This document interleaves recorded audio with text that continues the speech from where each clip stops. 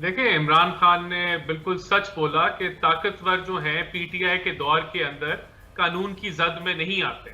आपने sugar scandal देखा, आपने देखा कि असद उमर जो है उनको क्लीन चिट दे दी जाती है, बुजदार जो है उसको क्लीन चिट दे दी जाती है जिसने 3 अरब की सब्सिडी दी। इसी तरह आपने आटे की कीमतें 35 रुपए से 95 रुपए पे चले जाती हैं और आम आदमी के जो है वो जेब कुतरी जाती है बुरे तरीके से। अरबों रुपए का टीका लगाया जाता है और माफिया अरबों रुपए कमाता है और कोई आदमी पकड़ा नहीं जाता। आपने ऑयल मार्केटिंग कंपनीज का स्कैंडल देखा कि अरबों रुपए की करप्शन हुई और कोई बंदा जो है वो कानून की जद में नहीं आता। हम्म। इसी तरह जो अद्वियात हैं, जो मेडिसिन हैं, 500% उनमें इजाफा होता है और वजीर जो है वो फारिग कर दिया जाता है और उसको जनरल सेक्रेटरी पार्टी का बना दिया जाता है। कोई अकाउंटेबिलिटी नहीं होती और कोई बड़ा आदमी जो है वो कानून की जद में नहीं आता। तो इमरान खान साहब सच बोल रहे हैं कि आज पीटीआई के दौर में करप्शन परसेप्शन इंडेक्स जो है वो 117 से 124 पे चले जाती है और कोई बड़ा आदमी जो है वो कानून की जद में नहीं आता। जितनी करप्शन इस दौरे हुकूमत में बढ़ी है और जितने माफियाज जो हैं वो इनके लेफ्ट राइट बैठे हुए हैं इस काबीना के अंदर और वो मौजे मार रहे हैं और कोई बंदा कानून की जद में नहीं आता।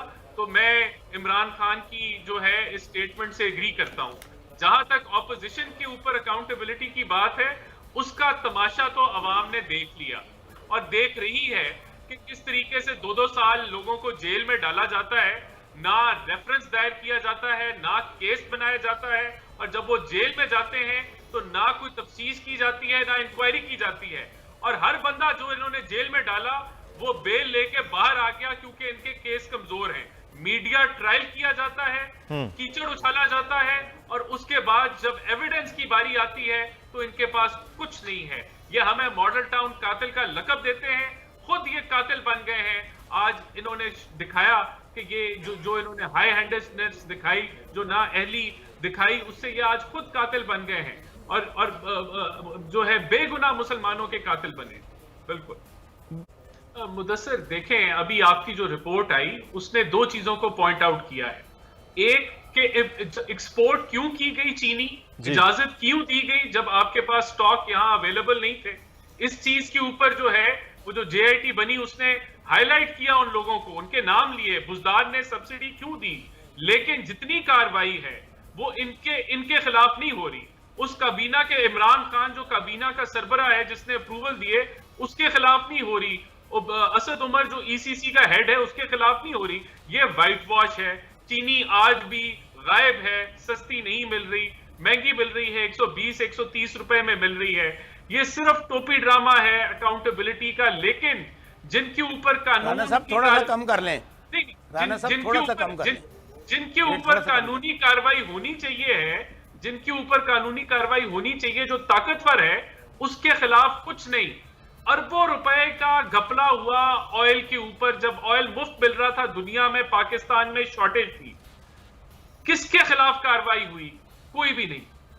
किसी जो है वो इनके वजीर, इनके जो मुशीर हैं, किसी का नाम नहीं आया। बीआरटी का प्रोजेक्ट किसी का नाम नहीं आया, बिलियन ट्री सुनामी किसी का नाम नहीं आया। तो ये सच है कि यहां जो है माफिया जम पल रहे हैं इनकी काबीना के अंदर और अवाम रुल रही है।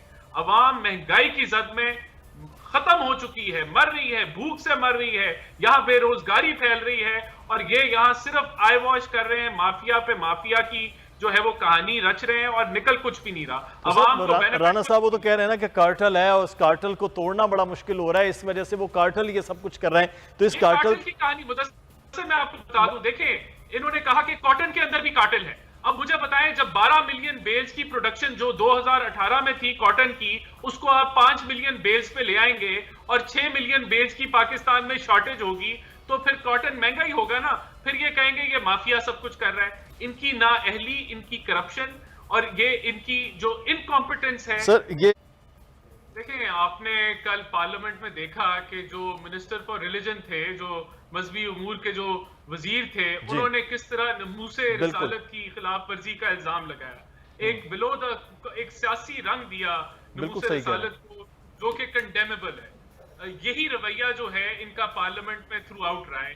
इसी तरह आपने ये भी देखा कि जब जो स्पीकर थे उनको कहा गया कि हमें बोलने का मौका दिया जाए, वो अपनी यकतरफा कार्रवाई करना चाह रहे थे, तो उसको रोका गया। और कल खाकान अब्बासी ने मुख्तलिफ प्रोग्राम्स में भी बताया कि ये उनको जो गुस्सा चढ़ा वो इसलिए चढ़ा कि हम पार्लियामेंट में अपना मौक़िफ़ देने आते हैं।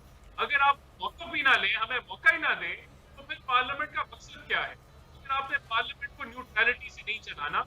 लेकिन उन्होंने ये भी कहा कि बेहतर होता कि मैं शायद इतना गुस्सा ना, इसका इजहार ना करता तो बेहतर होता, लेकिन हमें मजबूर कर दिया जाता है जब इतनी पार्शियलिटी के साथ पार्लियामेंट को चलाया जाता है। लेकिन कल आपने ये देखा कि जिस तंजीम को इन्होंने कलादम करार दिया, उससे मुज़ाकरात किए, फिर उनसे ना सिर्फ मुज़ाकरात किए, फिर प्राइवेट मेंबर के तहत जो है वो बिल पेश किया गया, जिसका मतलब ये है कि पीटीआई ने इस रेजोल्यूशन को ऑन नहीं किया।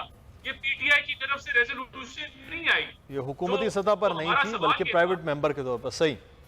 तो हमारा सवाल यही था कि भाई आपने मुआहदे तो हुकूमती सतह पे किए इनसे, वो मुआहदे आप पार्लियामेंट में लेके आए, क्या मुआहदे किए?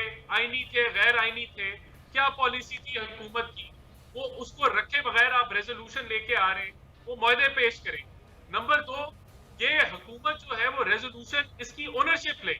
अगर ये इसकी ओनरशिप नहीं लेगी तो फिर इस रेजोल्यूशन का क्या मकसद है? ये कहां से प्राइवेट मेंबर के तौर पे क्यों पेश की जा रही?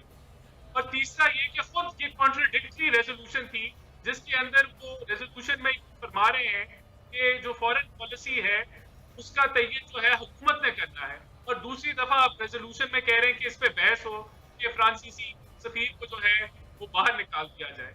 तो ये एक कॉन्ट्रडिक्टरी रेजोल्यूशन, एक हाईवॉश था। ये सिर्फ एक फेस सेविंग के लिए रेजोल्यूशन की, इसका और मकसद नहीं था, और ये एक्सपोज हो गए।